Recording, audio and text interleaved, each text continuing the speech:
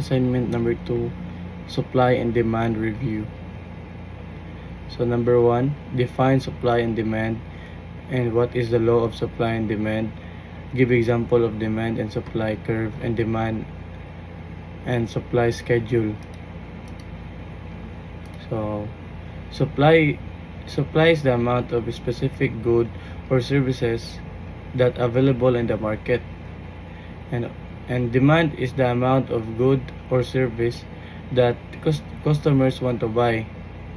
The law of supply and demand is the theory that prices are determined by the relationship between supply and demand.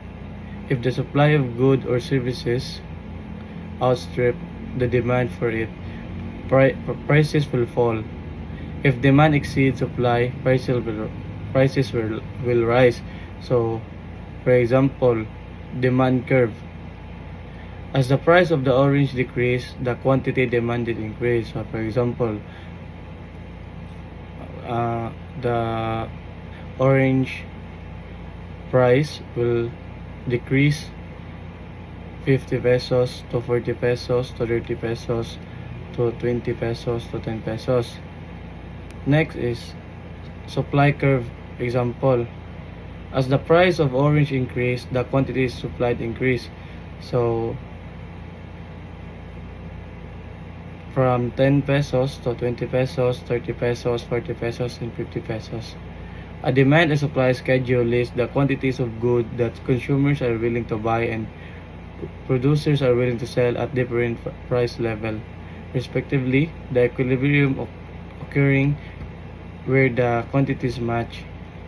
Number 2, enumerate and explain in your own words the factor that affect supply and demand. So, factors such as taxes and government regulation, the market power of suppliers, the availability of substitute goods, and economic cycle can all shift the supply or demand curve or alter their shapes.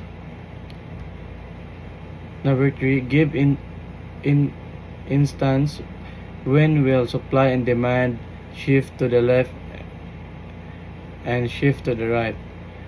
An increase in factor prices should decrease the quantity suppliers will offer at any price, shifting the supply curve to the left.